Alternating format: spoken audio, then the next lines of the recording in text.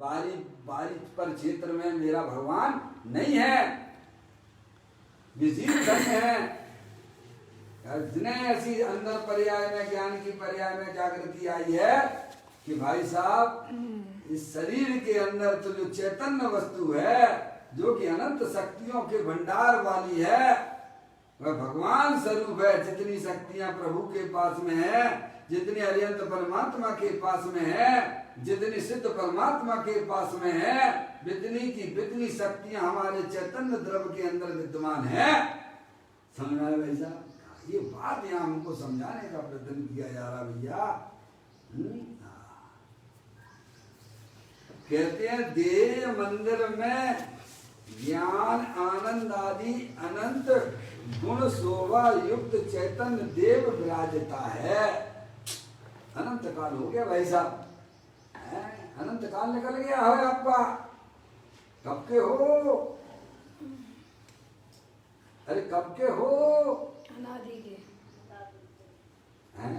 और कब तक रहोगे? अनंत काल।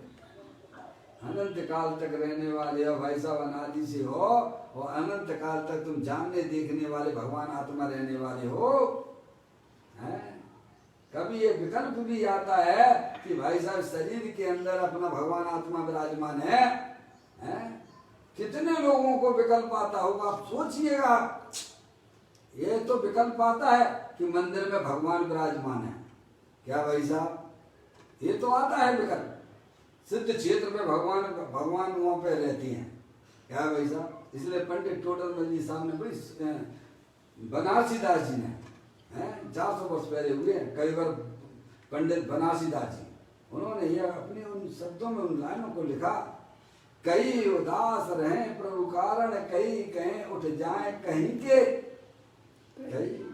कई प्रणाम करें कर मूर्त, कई पहाड़ चढ़े चढ़ छीके, कई कहें आसमान के ऊपर, कई कहें प्रभु हेठ जमी के, मेरो धनी नहीं दूर देशांतर, वही मैं वही सूजत निके।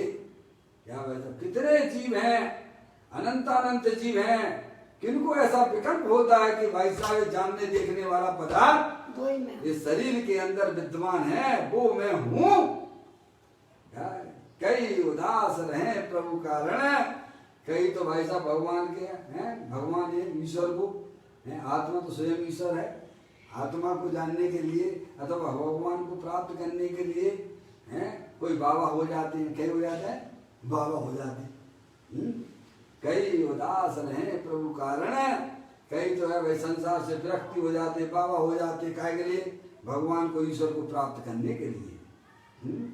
कई उदास रहे प्रभु कारण, कई कहीं उठ जाए कहीं के, कई तो है वैसा क्षेत्र को छोड़ के दूसरे क्षेत्र में चले जाते हैं। कहाँ चले जाते हैं? भगवान को ढूंढना है। दूसरे क्षेत्र में मिलेंगे, भगवान यहाँ नहीं मिलेंगे, दूसरे क्षेत्र में मिलेंगे। समझ गया? कई प्रणाम करें कर मूर्त, और कोई जो है मूर्ति में भगवान की कल्पना करके स्थापना करके भाई साहब भगवान मान के पूछते रहते हैं। कई पार चढ़े चढ़ सीखे, और कई कहते हैं जो है भगवान जो मान रहते कहा वो पहाड़ के ऊपर, तो यात्रा पर निकल गए। कहाँ निकल गए भाई साहब? पहाड़ पे चढ़ने लग गए। देखो ना कितनी भीड़ लगी रहती है, काहे के लिए? भगवान के दर्शन करने के लिए।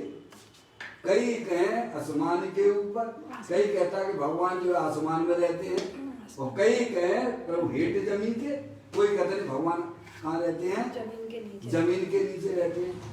पंडित बनारसी दास जी कहते मेरो धनी नहीं दूर देशांतर, मोई मैं मोई सूजत नीके। क्या भाई साहब? उन्हें अपना भगवान आत्मा अपने जो प्रभु की आज्ञा में रह के कार्य करता है, उसे अपने भगवान आत्मा की प्राप्ति होती है, उसकी सब पर्याय में भटकन मिट जाती है। आज तक हमने भगवान की आज्ञा स्वीकार नहीं की है, अरिहंत परमात्मा की आज्ञा हमने कभी मानी नहीं है। समझ में आया भाई साहब? यहाँ कहते हैं देव मंदिर में ज्ञान आनंद आदि अनंत गुण शोभा युक्त चैतन्य देव विराजता है। कहाँ पे भगवान विराजता है भैया? ये सारी बातें हमारे ग्रंथों के अंदर विद्यमान है। योगेंद्र महाराज आचार्य कुंदकुंद देव, आचार्य अमृतचंद देव, जयसेनाचार्य जी, सबने ये बातें लिखी हैं कि भाई साहब शरीर के अंदर जो चैतन्य वस्तु है वो अनंत शक्तियों से शोभायमान है, वही वास्तविक देव है, वही तेरा देव है, हैं? शरीर रूपी मंदिर में देव देवाल में भगवान आत्मा ज्ञान आनंद स्वरूप तीनों काल विराजमान है, अरूपी है, अमूर्तिक है। समझ गया भाई साहब? कभी अंदर में जिज्ञासा नहीं होती है, रुचि नहीं होती है, अरे इतनी भी महिमा नहीं आती है व्यवहार दृष्टि से, उसे यही समझ में नहीं आता कि हमारे पंच परमेष्ठी सुखी हैं कि दुखी हैं, और सुखी हैं तो किसके बल पर सुखी हैं। भले ही जैन कुल में पैदा हो गया है, लेकिन उसे पंच परमेष्ठी की भी खबर नहीं है। बस क्रिया कांड में इतना बढ़ गया, इतना बढ़ गया, इतना बढ़ गया, इतना बढ़ गया है कि भाई साहब प्रभु की बात का उल्लंघन कर देता है, जब कल्याण करने के लिए कि मेरे को मुक्ति हो जाएगी। अरे शरीर को सुखाने से किसी का कल्याण नहीं होता है, कसायों को सुखाइए। अंदर में जो कसाय रूपी परिणाम है वे कैसे हमारी आत्मा में से विदा को प्राप्त हो जाएं, उनको तो सुखाने की कोई व्यवस्था करता नहीं है, बहुविधि क्रिया कलेश सो शिव पद लहे न कोय, ज्ञान कला प्रकाश से सहज मोक्ष पद होय, ज्ञान कला घट घट विषय जोग जुगुत के पार, निज निज कला उदोत कर मुक्त होए संसार। क्या बहुविधि क्रिया कलेश सो शिव पद लहे न कोय, है भाई साहब? कितने कष्ट उठाता है काय के लिए? आत्म कल्याण के लिए, काय के लिए? शरीर को सुखा देता है। मैं देखता हूँ, चित्र को देखता हूँ, हमारे पास आते हैं नहीं, फेसबुक में दिखने को मिल जाता नहीं, पूरा ऐसा शरीर ठंकर कर देगा, काय के लिए? कि मेरा कल्याण हो जाएगा। तेरा कल्याण 3 काल में नहीं होगा। शरीर को नहीं सुखाना है, कसाय परिणामों को सुखाने की व्यवस्था सोचिए भाई। सही बताओ, कसाय परिणाम सच्चे ज्ञान से सुखेंगे। सच्चे ज्ञान के बिना कसायों का अंत नहीं आता है भाई, और जब तक कसायों का अंत नहीं आता है तब तक तेरा भाई साहब मोक्ष के दरवाजे तुम्हारे लिए बंद पड़े हुए हैं। कसायों को तो हरी भरी कर रहे हो, क्या कर रहे हो? निरंतर कसाय हरी भरी कर रहे हो, अपनी इच्छाओं की पूर्ति में 24 घंटा लगे रहते हो, और उन्हीं के लिए लड़ाई झगड़ा करते रहते हो। तुम्हारी कसाय सूख रही है कि और बढ़ती चली जा रही है? बोलो भाई, बढ़ती चली जाए तो संसार बढ़ रहा है भाई साहब। किसी भगवान से पूछने की जरूरत नहीं, भगवान का ये संदेशा है कि तेरे शरीर जो है ना, इस शरीर के अंदर चैतन्य वस्तु देह मंदिर में ज्ञान आनंद आदि अनंत गुण शोभा युक्त चैतन्य देव विराजता है। भगवान के दर्शन करना तो कहाँ जाना, पहले शरीर को मंदिर मानो। है जैसे बाहर में आप मंदिर में भगवान विराजमान है, मंदिर अलग है, और उसके अंदर विराजमान अरिहंत परमात्मा की प्रतिमा अलग है कि नहीं है? मंदिर में प्रवेश करते ही आपके परिणामों में पाप के परिणाम स्वयं में भी विदा को प्राप्त हो जाते हैं। समझ में आया भाई साहब? ऐसे ही ज्ञानी कहते हैं शरीर तो मंदिर है, तो तुमने बना ला भोगों का स्थान, काय का बना लिया है? समझ में? 2 चीजें हैं कि नहीं है भाई? अरे किसी अंधे से भी पूछ लो कि भाई साहब जानने देखने वाली चैतन्य वस्तु अलग है और ये शरीर जुदा है, ये शरीर जड़ है, मुर्दा है, और इसमें रहने वाली जो चैतन्य वस्तु है वो सिद्ध की सामर्थ्य वाली है। अप्पा सो परम अप्पा। समझ में आए? हाँ, ऐसा भगवान आत्मा देव देवल में विराजमान है। ये अरिहंत परमात्मा की दिव्य ध्वनि में आई हुई बात है। इसे महिमा नहीं आती अपने आत्मदेव की, कैसे इसका कल्याण होगा भैया? अनंत काल हो चुका है। अपने आप को पहचानने की कोशिश कीजिए। आप शरीर नहीं हो, आप तो जानने देखने वाली चैतन्य वस्तु हो। सिद्ध की सामर्थ्य वाले हो, अनंत शक्तियों से सुशोभित मंडित हो। क्या है? जब तक ऐसी पर्याय में स्वीकृति नहीं होती है तब तक भाई साहब मोक्ष के दरवाजे सबके लिए बंद पड़े हुए हैं। समझ गए आप? चाहे कितनी भी भार में क्रिया करो, कहते बहुविध क्रिया कलेश सो शिव पद लहे ना कोई। ज्ञान कला तो दुखी होने से प्राप्त होता है कि आनंदित होकर प्राप्त होता है भाई? है? खून के दाग क्या खून से धोए जाते हैं क्या? है? दुख रूपी परिणाम है तो कैसे दुखी हो के कैसे मोक्ष की अर्थ ध्यान हो तो बहुत ध्यान है। वीतराग रूप परिणाम, आनंद रूप परिणाम से मुक्ति प्राप्त होती है। वेद विज्ञान जगो जिनके घट शीतल चित भयो जिम चंदन केली करे शिव मार्ग में जग पाई जिनेश्वर के लग्नंदन। समझ गए ना? आनंदित होकर एक बार भाई साहब ज्ञान करो। तो ज्ञानी यही तो हमें समझाने का प्रयत्न करते हैं कि भाई साहब चैतन्य वस्तु की प्राप्ति भाई साहब दुखी होने से प्राप्त नहीं होती है। आप सच्चा ज्ञान कीजिएगा कि अपनी चैतन्य वस्तु जो है तीनों काल दे देवल में विराजमान ज्ञानानंद मूर्ति है, अनंत शक्तियों के भंडार वाली है। समझने आप? जैसे बहुविधि क्रिया कलेश सो शिव पद लहे न कोई। ज्ञान कला प्रकाश सो सहज मोक्ष पद। अपने अंदर में ज्ञान कला प्रकट कर लीजिए आप, वेद ज्ञान की ज्योति जला लीजिए आप, और सहज में ही आपको जो है आनंद में मुक्ति की प्राप्ति हो जाएगी। क्या कहे? आनंद क्लेश से नहीं, आनंद से। हैं? कैसे? सम्यक ज्ञान जो है भाई साहब, वेद ज्ञान की ज्योति जलाओ, सारे आपके पर्याय के कष्ट दूर हो जाएंगे। क्लेश करने से तो भाई साहब निरोध जाने की व्यवस्था है। किसी भगवान से नहीं पूछना, भगवान का ही संदेशा है। दुखी होने से किसी को भी भाई साहब सम्यक दर्शन ही नहीं होता है। मोक्ष तो मिलेगा कहाँ से? हैं? संवर की प्राप्ति भी आनंद होकर मिलती है, तो मोक्ष तो भाई साहब कहने की क्या बात है? समझ गए? आप ध्यान दीजिए, भगवान की बात को सुनिए।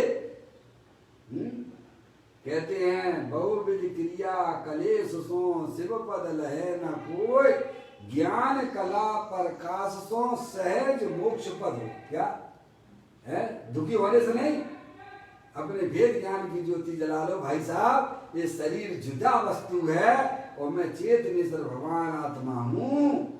और ये विविध प्रकार की जो इच्छाएं होती हैं वो संसार रूप अवस्था है, वह कोई मेरा वास्तविक स्वरूप नहीं है। ऐसी वेद ज्ञान की ज्योति जलाइए आप। समझ आप? बहुविधि क्रिया कलेश सो शिव पद लहे न कोई। ज्ञान कला प्रकाश सो सहज मोक्ष पद हो जाए। आत्मा तो स्वयं मोक्ष स्वरूप ही है ना, सहज में ही मिल जाता है। समझ लेंगे आप? यहाँ वेद ज्ञान की ज्योति जला ले। जितने भी सिद्ध परमात्मा हुए सबने अपने ज्ञान के पर्याय में वेद ज्ञान की ज्योति जलाई है। सच्चा ज्ञान उन्होंने किया है कि शरीर तो जड़ है, अनंत पुद्गल परमाणुओं का पिंड है, और इसके अंदर जो चैतन्य वस्तु है वो मैं हूँ, ज्ञानानंद मूर्ति स्वरूप भगवान आत्मा हूँ। समझ गए आप?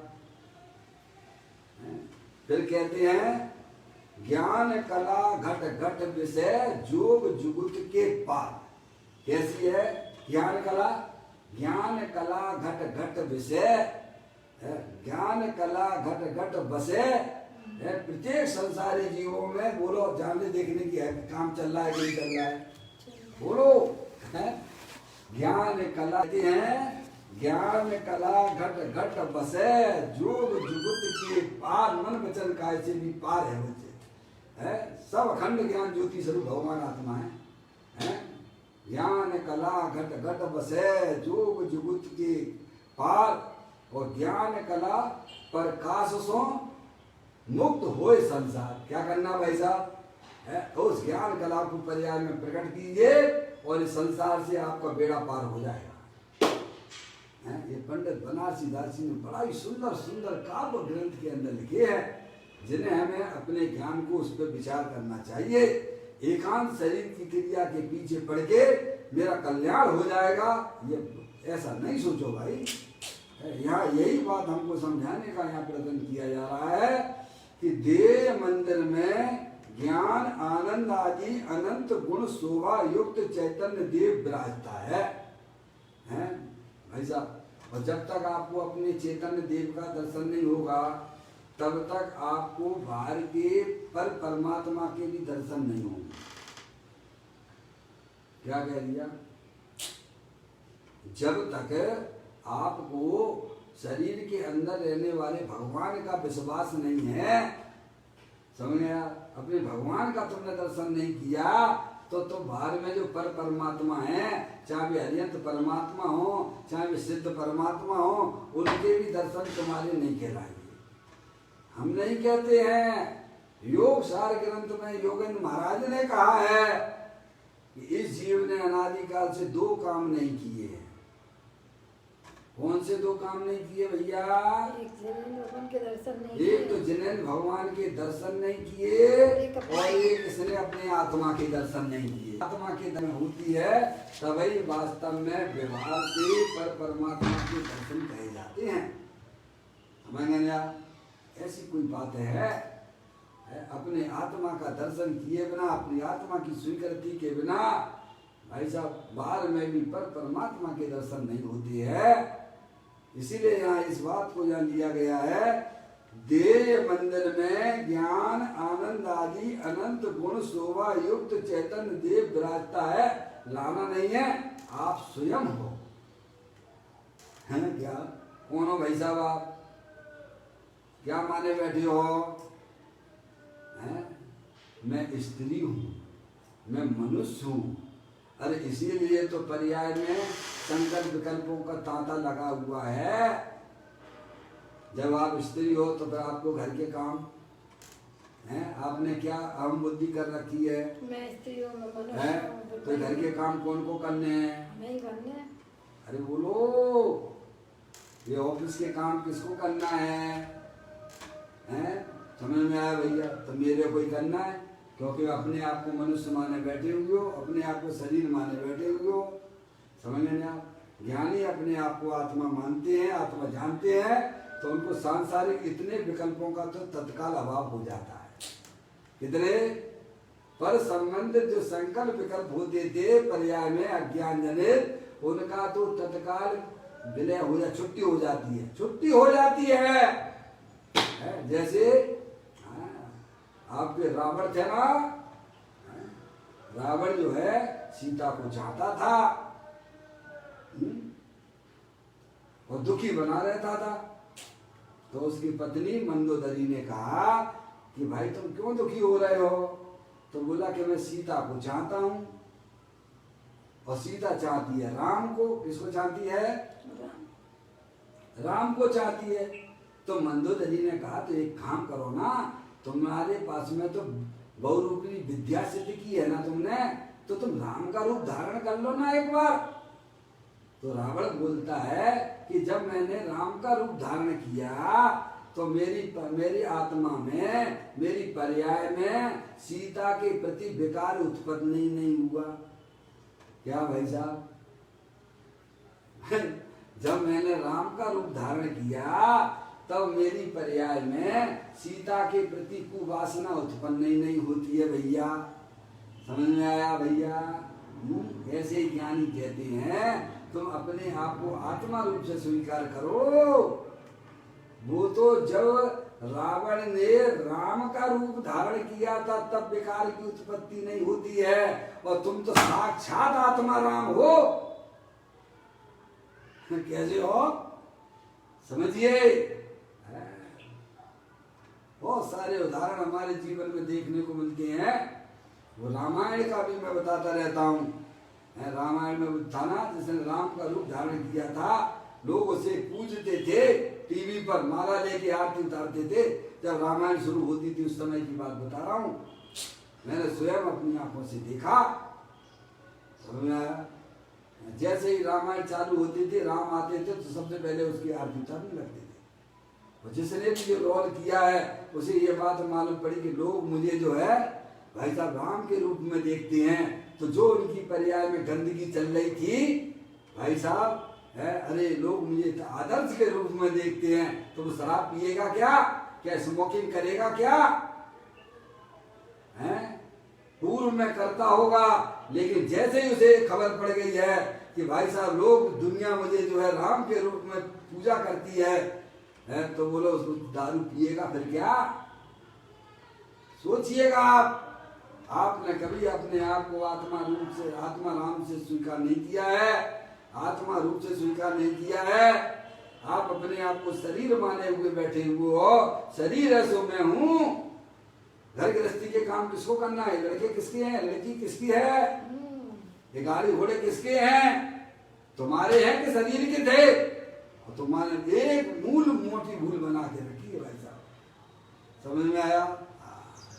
तुम अपने आप को चैतन्य रूप से स्वीकार करोगे तो पर्याय में होने वाले जो विविध प्रकार के जो उल्टे सीधे विकल्प होते थे वे तत्काल तो भाई साहब स्वा हो जाते हैं, और कुछ रागाधिक परिणतियां संसार अवस्था में रह जाती हैं, ज्ञानियों की पर्याय में भी रहती हैं, हमारे मुनराज की पर्याय में भी रह जाती हैं, समझ गए आप? तो वे अपनी आराधना के द्वारा धीरे धीरे भी समाप्त हो जाती हैं। ये है सच्चा मार्ग। आप अपने आप को भाई साहब मनुष्य ना देखें, जो आप हो वैसे आप स्वीकार कीजिए। देखो अभी आपकी पर्याय भाषा में आनंद आता है कि नहीं आता है? अब माने बैठे हो मनुष्य और बातें कर लो भगवान आत्मा की कितनी भी, तो हमको तो आनंद आता ही नहीं है, हमको तो आनंद आता ही नहीं है। अरे ये बताओ भैया, शक्कर मीठी होती है, तुम उसका सेवन करोगे तब मीठे का स्वाद आएगा कि गीत गाने से आ जाएगा? हैं? वहां तो लौकिक में बहुत समझदार हो, या भूल क्यों करते हो? हैं? भगवान कहते हैं तुम चेतन सब भगवान आत्मा हो, ये शरीर तो जड़ है, माटी धूल है। अपने आप को चेतने स्वरूप जा स्वीकार किया, ओहो दे देवर में भगवान आत्मा अनंत शक्तियों से तीनों काल सुशोभित हो रहा है भाई साहब। जितनी शक्तियां सिद्ध परमात्मा के पास में है, उतनी की उतनी शक्तियां मेरे वर्तमान शरीर जो है उसके अंदर विराजमान है भगवान आत्मा। ये कह रहे हैं वो। दो चीजें हैं, उनको जानने का प्रयत्न कीजिए, निर्णय कीजिए। कहते हैं देव मंदिर में ज्ञान आनंद आदि अनंत गुणों शोभा युक्त चैतन्य देव विराजता है। आत्मा स्वयं ही भगवान है, अनंत शक्तियों के भंडार वाला है भैया। आप निर्णय कीजिए। आप बिना निर्णय की गाड़ी चल रही है, लौकिक में भी बिना ब्रेक की गाड़ी चलाओगे तो क्या होगा? अरे क्या होगा? यहाँ तो मोक्ष मार्ग की गाड़ी चल रही है, बिना ब्रेक की गाड़ी चल रही है तो एक्सीडेंट हो गए। बिना ब्रेक की गाड़ी चलाओगे तो भाई साहब एक्सीडेंट होगा, मरना भी पड़ेगा। सही बात है। मोक्ष मार्ग में बिना संयम के, बिना निर्णय के गाड़ी हमारी चल रही है। संयम बिना गाड़ी, बिना भेद ज्ञान की, बिना भेद ज्ञान के संयम कहते किसे भाई? अपने आत्मा को जानने का नाम संयम है। समझ में आया? भारी क्रिया काटने का नाम संयम नहीं है। समझ में आया भैया? बिना निर्णय की गाड़ी चल रही है। बस चलो चलो भगवान की पूजा कर लो भैया, भक्ति कर लो, स्वाध्याय कर लो। पहले ये तो निर्णय करो तुम कौन हो। माने हुए मनुष्य बारी की क्रिया काम में लग गए। एक भगवान की नहीं सुनते हो आप, एक पंच परमेष्ठी की नहीं सुनते हो भाई। कहते हैं देव मंदिर में ज्ञान आनंद आदि अनंत गुण शोभा युक्त चैतन्य देव विराजता है। क्या भाई साहब? अंदर ही भगवान आत्मा विराजमान, 24 घंटा विराजमान है। दुनिया ने तुम्हारा साथ छोड़ दिया है, लेकिन तुम्हारी चैतन्य वस्तु ने कभी तुम्हारा साथ नहीं छोड़ा। ऐसा भगवान आत्मा दे देव विराजमान है।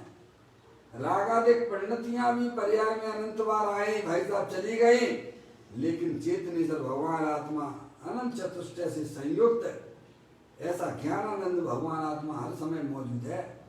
अरे उससे प्रेम करो ना जो तुम्हारे साथ हमेशा रहता है। अरे उनसे क्या प्रेम करना जो एक समय भी तुम्हारे साथ में नहीं रहते हैं। हम पर्याय में यही भूल करते चले आ रहे हैं। जो अपना भगवान आत्मा सुख स्वरूपी है, आनंद स्वरूपी है, उससे उसको पहचानते नहीं है, उससे प्रेम नहीं करते हैं, उसका परिचय हमारे पास में नहीं है, हैं? कैसा है बोलो? सिद्ध भगवान जैसा है। कैसा है? आत्मा कैसा है भाई साहब?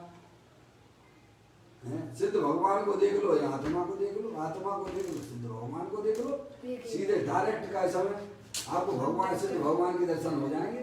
डायरेक्ट कांटेक्ट समझ गए आप? अब वो आप करना नहीं चाहते हो, हैं? सिद्ध भगवान के सीधे दर्शन करना है तो अपने आत्मा के स्वरूप को पहचान लीजिएगा। क्या आप आत्मा हो, शरीर नहीं हो? देखो सिद्ध अनंत सिद्ध परमात्मा के आपको दर्शन नहीं हो तो आप मेरे से बात कर लेना, हैं? हमने अनंत परमात्मा के दर्शन ऐसे होते हैं। तो कहते हैं देह मंदिर में ज्ञान आनंद आदि अनंत गुण शोभा युक्त चेतन देव विराजता। पहली बात तो ये की, ये शरीर जो है अनंत पुद्गल परमाणुओं का पिंड है, समझ में आया? और इसके अंदर जो चांद देखने वाली चैतन्य वस्तु है वो अरूपी है और ज्ञान आनंद आदि अनंत गुणों से शोभायमान है। कैसी है? ऐसा भगवान आत्मा दे देवल में विराजमान है। ये बात आई। अब कहते अंतर सम्यक दर्शन में जिसे उसकी महिमा आई। क्या कहा? अंतर सम्यक दर्शन में जिसे उसकी महिमा आई, उसे बाय ठाट बाट की समूह शरण देखे तो उसकी भी महिमा नहीं आती है। समझ नहीं आप? समझ गए आप? जिसे अपने चैतन्य स्वरूपी भगवान आत्मा की महिमा आई है पर्याय में, भाई साहब ऐसा चैतन्य भगवान आत्मा देव देवल में विराजमान है भाई साहब, जिसको पर्याय में अपने चैतन्य देव की महिमा आ गई है, समझ गए? उसे बाहर में किसी भी पदार्थ की महिमा रहती नहीं, किसी भी पदार्थ की नहीं रहती है। यहाँ तो उत्कृष्ट से उत्कृष्ट जो भगवान तो तीर्थंकरों का जो उदय होता है समूह शरण का, जो महान पुण्य के उदय से प्राप्त होता है, तो अन्य पर पदार्थों की क्या कहना। उत्कृष्ट चीज आपके सामने रख दी है ना, समझ गए आप? ध्यानियों को जिन्हें अपने चैतन्य स्वरूपी भगवान आत्मा की महिमा आती है, उन्हें बाहर में भाई साहब किसी भी पर पदार्थ की महिमा उनकी पर्याय में रहती नहीं है। समझ गए आप? यहाँ तक कि समूह शरण की भी महिमा उनके ज्ञान में स्थान नहीं बना पाती है। कितना अद्भुत काम हो गया भाई साहब। तो अन्य छोटी मोटी चीजों की तो बात क्या करना, ऊंचे से बात की है ना, समझ गए आप? यहाँ तो लड़ाई झगड़े करते हो, एक गाड़ी मेरी है, एक लाड़ी मेरी है, सोना मेरा है, रुपया पैसा जमीन मेरी है, बस वही लड़ाई झगड़ा कर रहे हो। तो बोलो तुम कौन हो? मिथ्या दृष्टि हो, सम्य दृष्टि हो? तुम्हें किसकी महिमा आ रही है? किसकी महिमा में लड़ाई झगड़ा करते हो? पर पदार्थों की सहयोग की महिमा में। ज्ञानी जीव ऐसा काम नहीं करते भैया, समझ गए ना आप? आप पहचानिए, अपनी आत्मा को पहचानिए, अपनी पर्याय का परिणमन को पहचानिए। निरंतर हमारे ज्ञान की पर्याय में किन पदार्थों की महिमा चल रही है?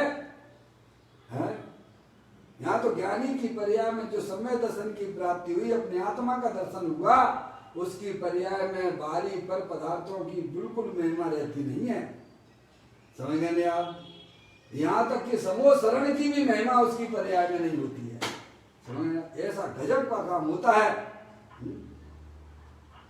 कहते हैं अंतर सम्यक दर्शन में जिसे उसकी महिमा आई है। सम्यक दर्शन कहाँ होता है? द्रव्य में कि गुण में कि पर्याय में? पर्याय में होता है। उस पर्याय को महिमा किसकी हो? अपने द्रव्य स्वभाव की महिमा। मतलब एक ही एक म्यान में दो तलवारें नहीं रहती भैया, एक म्यान में दो तलवारें नहीं रहती हैं। अपने आत्मा की महिमा भी रहती है और पर पदार्थों की भी महिमा रहती है। ऐसा नहीं चलता है, समझा? जिसे अपने आत्मा की महिमा आई है, उस महिमा का नाम सम्यक दर्शन है। यानी जिसका सेवन अनंत सिद्ध परमात्मा करते हैं, जिसका सेवन, हाँ भाई साहब, अनंत परमात्मा करते हैं, जिसका सेवन साधु परमेष्ठी करते हैं, वो चीज हमारे पास में वर्तमान में विराजमान है। मैं चेतनेश्वर भगवान आत्मा हूँ, मैं स्त्री नहीं हूँ, मैं पुरुष नहीं हूँ, मैं रागी द्वेषी नहीं हूँ। ऐसे पर्याय में जिसे अपनी आत्मा की महिमा आई है भाई साहब, उसकी पर्याय में पर द्रव्यों की महिमा है देखो आपके उसमें आता है, इंदौर में तो लिखा ही है, चक्रवर्ती की संपदा इंद्र सरी के भोग और काक बीट सम गिनत है सम्यक दृष्टि लोग। क्या? जिसे अपनी आत्मा का महिमा आई है, जिसे अपनी आत्मा की प्राप्ति पर्याय में हुई है, उसे भाई साहब चक्रवर्ती की संपदा इंद्र सरी के भोग काक पीठ सम गिनत है सम्यक दृष्टि लोग। समझ गए ना? एक म्यान में दो तलवारें नहीं रहती हैं, पर्याय में अपनी आत्मा की भी महिमा हो और पर्याय में परद्रव्य की भी महिमा हो, ऐसा बिल्कुल नहीं होता है। समझ में आया? तो कहते हैं अंतर, अंतर यानी परिणामों में। अंतर का मतलब क्या है? परिणामों में अंतर सम्यक दर्शन में जिसे उसकी महिमा आई, अपने आत्मा की महिमा आई, उसे भाई ठाट बाट की समो शरण देखे तो उसकी महिमा भी महिमा नहीं आती है। अज्ञानी लोगों को आती महिमा, किसकी आती है? ओह इतनी सारी सीढ़ियां क्या, और इतने लोग विशिष्ट विशिष्ट लोग बैठे हुए हैं, तो कैसा है था भगवान का सब वो आगे बता रहे। देखो आप, समो शरण यानी अर्थात श्री जिनेन्द्र भगवान की धर्म सभा है। क्या? समो शरण यानी भगवान की धर्म सभा, धर्म सभा जहाँ 100 इंद्र राजादि मनुष्य, क्या है? 100 इंद्र कितने? 100 इंद्र विशिष्ट देवगति के देव, समझिए आप हैं, और राजादि मनुष्य उस सभा में बैठे हुए, भगवान की सभा में बैठे हुए हैं। समझिए आप कैसे कैसे विशिष्ट विशिष्ट लोग प्रभु की सभा में बैठे रहते हैं। सिंह बाघ आदि त्रियंश गति के पशु भगवान की दिव्य वाणी श्रवण करने आते हैं। ऐसी होती है ना भगवान की समूह शरण, ऐसी लगता है ना भैया, फोटो है ना आपके यहाँ, तो ठीक है नहीं है? विशिष्ट विशिष्ट लोग हैं, समझ रहे आप? विशिष्ट विशिष्ट लोग भगवान की दिव्य ध्वनि श्रवण करने आते हैं। और कहते हैं स्फटिक आदि विविध रत्नों से निर्मित गढ़ होते हैं, मध्य में 3 पीठिकाएं, उन पर गंधकुटी रत्नों का सिंहासन तथा लाखों पंखुड़ियों वाला कमल होता है। वहाँ भगवान अंतरिक्ष विराजते हैं, क्या समझे? परंतु यह तो बाहर की शोभा है। काय की है? ये तो बाहर की पुण्य की सेवा है भाई साहब। भगवान को जो है सिद्ध पर्याय प्रकट होगी तो वो कहाँ गया? सब बिगड़ जाता है। क्या है जी? ऐसे हमारे संयोगों में जो भी ठाटबाट आपको दिख रहा है वो आपके पूर्व पुण्य की वजह से है। जिन्हें संयोगों की महिमा आती है वो मिथ्या दृष्टि जीव है, समझे ना? जिन्हें अपनी आत्मा की महिमा आती है विज्ञानी जीव है। ऐसे ही जिन्हें बाद में संयोगों की महिमा आती है, समूह शरण आदि की महिमा आती है। अरे वो समूह शरण जो है भाई साहब किन जीवों को प्राप्त होता है बताइए आप? भगवान को, तीर्थंकर को वह समूह शरण मिला कि नहीं उनके पुण्य की वजह से। लेकिन वो मिला कैसे भाई साहब? मिथ्या दृष्टि जीवों को मिलता है कि जो है सम्य दृष्टि जीवों को होता है, और उनमें भी तीर्थंकर वो सम्य दृष्टि जीव ही है ना, समझ गए आप? ऐसा पुण्य उसकी पर्याय में बना, तो किसके कारण से बना? सम्य दर्शन के प्रभाव से ही तो बना था ना, समझ गए आप? सम्य दर्शन नहीं होता तो समूह शरण, तो मूल में चीज हम क्यों भूल जाते हैं? समझ गए आप? तो कहते हैं कि ज्ञानी जीवों को अपनी आत्मा की इतनी महिमा पर्याय में चढ़ गई है कि उन्हें बाहरी पर पदार्थों की किंचित भी महिमा आती नहीं है, चाहे बाद में समूह शरण आदि भी क्यों ना हो। ऐसी ज्ञान की पर्याय का स्वरूप यहां बताया जा रहा है। कहते हैं रत्नों का सिंहासन तो लाखों पंखुड़ियों वाला कमल होता है, वहाँ भगवान अंतरिक्ष विराजते हैं। कैसे? भगवान अधर में विराजमान रहते हैं, समझ रहे आप? ये तो ऐसे चमत्कार है, परंतु यह तो बाहर की शोभा है। काय की सेवा है? परम औदारिक शरीर होता है प्रभु का, समझ नहीं आप? अंतरिक्ष में विराजमान रहते हैं। ये तो आपने सब पढ़ाई है ना, 34 प्रकार की अतिशय हैं, क्यों? जन्म की अतिशय, 10 जन्म के 10 केवल ज्ञान के अतिशय, 14 देव केवल केवल ज्ञान के अर्थ से 10 जन्म के अर्थ से, 10 केवल ज्ञान के 10 जन्म के अर्थ से, 10 केवल 10 ज्ञान, केवल ज्ञान के अर्थ से, 14 देव का 14 देव कृत अर्थ से और 8 प्रातिहा। और 8 प्रतिहा। ये सब काय के ठाट है भाई साहब, पुण्य के ये सब पुण्य के ठाट हैं। और 4 अनंत चतुष्टय है। आनंद चतुष्ट है, वो भगवान की वास्तविक कमाई है। आत्मा क्या है भाई साहब, वो भगवान की वास्तविक कमाई है। अब उधर तो ध्यान जाता नहीं है, उधर ध्यान जाता ज्ञानियों का। सही बात है। क्या अज्ञानियों को तो बच्चे बाहर का ठाट बाट ही देखता है। मैं ये टक तेरे जाता- मालूम कि ये ठाट बाट जो है भगवान को मिला कैसे है, इसकी दृष्टि उसकी जाती नहीं है। इसीलिए बैर दृष्टि वाला बाहर बाहरी बात लगा रहता ना, समझ गए ना, अंतर्दृष्टि उसकी कहाँ हुई है। तो कहते हैं वहां भगवान अंतरिक्ष विराजते हैं, परंतु यह तो बाहर की शोभा है। तो पुण्य की शोभा है भाई साहब। वही में अटक जाता है। अंतर में जिसे भगवान आत्मा की महिमा आई, किसकी महिमा आई? अंतर में यानी पर्याय में, जो अपने त्रिकालिक द्रव्य भगवान आत्मा की जिसको महिमा आई है। महिमा आने वाली कौन है? द्रव्य में आती, गुण में आती, कि पर्याय में आती है? पर्याय में आती है। समझ में आया भैया? अभी तो जैनियों को यही पता नहीं कि भाई द्रव्य क्या है, उसके अंदर रहने वाले गुण क्या है, क्या पर्याय है, कुछ पता नहीं है, और अपने आप को मोक्ष मार्गी माने बैठो। समझ में आया भाई साहब? संसार मार्गी है, जिसे द्रव्य गुण पर्याय का पता नहीं है, वह जीव संसार मार्गी है भैया। अंतर में जैसे भगवान आत्मा की महिमा आई, उसे किसी बाह्य वस्तु की महिमा नहीं आती। या पर्याय में अपने चेतन द्रव्य की जिसे महिमा आई है, ओहो भगवान देखो अपनी आत्मा को निहार रहे हैं, अपनी आत्मा का आनंद में मशहूर हो रहे हैं। ऐसी चेतन वस्तु हमारे पास में भी उपलब्ध है, ऐसी उसको पर्याय में अपनी आत्मा की महिमा आती है। कहते हैं भगवान आत्मा की महिमा आई, उसे किसी बाह्य वस्तुओं की महिमा नहीं आती। क्या करना है बाहरी वस्तुओं से, हमें क्या मतलब है? हमने अपनी चीज पहचान ली ना। कितनी भी बार में कितनी भी बढ़िया चीज हो, अपन को उससे क्या लेना देना, किसी के पास में भी हो। चलो मान लीजिए क्या, अरे अरिहंत परमात्मा है, सिद्ध परमात्मा है? समझ गया? तो सीधे का अनंत आनंद में झूल रहे हैं सिद्ध परमात्मा। तो भाई साहब झूल रहे, हमारे क्या काम के बताओ? मेरे का समोसन हमारे क्या काम का, उनका जो आनंद पर्याय में प्रकट हुआ हमारे क्या काम का भाई साहब? हमारा काम तो हमारा आत्मा है। समझ में आया नहीं भैया? ऐसे उसे जो है परद्रव्यों की महिमा उसकी ज्ञान की पर्याय में हो गई है। अपनी आत्मा की महिमा जिसे आई है, उसे दुनिया से क्या लेना देना है। चाहे कितना भी महान क्यों ना हो पर पदार्थ, पर मेरे लिए तो पर है ना।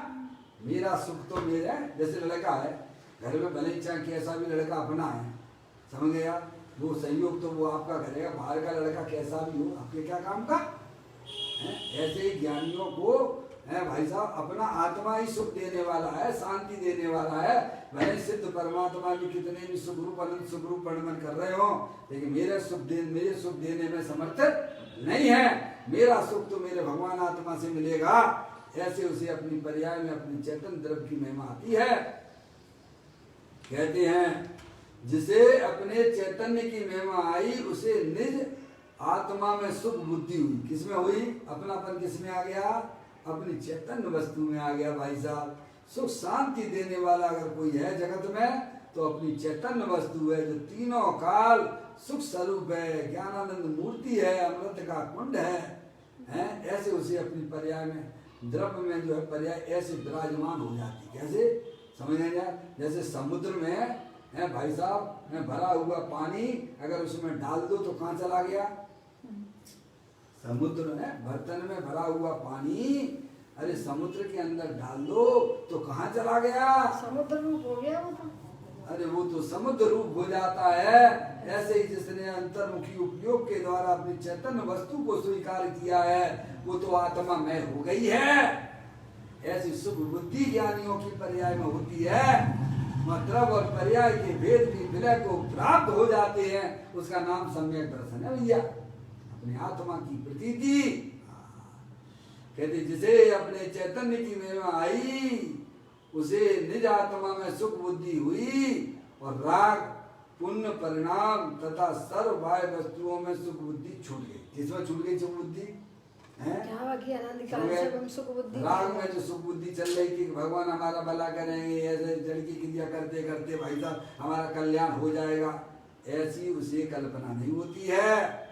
भगवान की पूजा भक्ति का परिणाम ध्यानियों को भी उनकी भूमिका के अनुसार होता है, पर जानते हैं कल्याण तो अपनी आत्मा के अवलंबन से होगा, अपने आत्मा के आश्रय से होगा। इसीलिए राग से कल्याण मानने की बुद्धि छूट गई।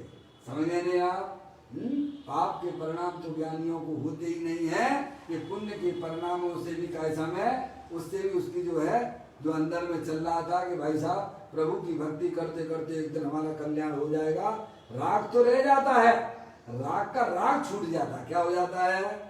राग तो रहता है, पर मुनिराजों को भी उनकी पर्याय में उनकी भूमिका के अनुसार राग तो रहता है, पर उस राग में सुख बुद्धि छूट जाती है कि भगवान हमारा भला करेंगे, ऐसी भाई साहब ऐसी बुद्धि छूट जाती है। मेरा भला तो मेरे आत्मा है, मेरे परिणामों से होगा, मेरे आत्मा कल्याण स्वरूप है। समझ में आया भैया? तो कहती है राग पुण्य परिणाम है तथा सर्व बाह्य वस्तुओं से सुख बुद्धि छूट जाती है। अब वह उस पर्याय समझ पर द्रव प्रभाव और पर्याय से विमुख होती हुई अंदर चैतन्य स्वरूपी भगवान आत्मा का रसास्वादन करती है। यही वास्तव में एकमात्र सुखी होने का उपाय है, जो हमें अरिहंत परमात्मा ने, आचार्य भगवंतों ने, साधु परमेष्ठी ने समझाया है। उसे अपने जीवन का जो मनुष्य पर्याय की जो शेष समय हमारे पास रह गए हैं, हमें फटाफट अपनी आत्मा को समझने में बुद्धि लगाना चाहिए, जो हमारे कल्याण के लिए निमित्त होता है। इस प्रकार ये चर्चा को पूरी करता हूँ। कल फिर एक नए बोल के साथ में चैतन्य काय स्मरण प्रति क्षण करो रे, भव के अनंत दुख को पल में हरो रे, अक्षय अनंत निज सुख निदान पाओ, गाओ रे नित इसी के गीत गाओ। 9 बार नमो का मंत्र।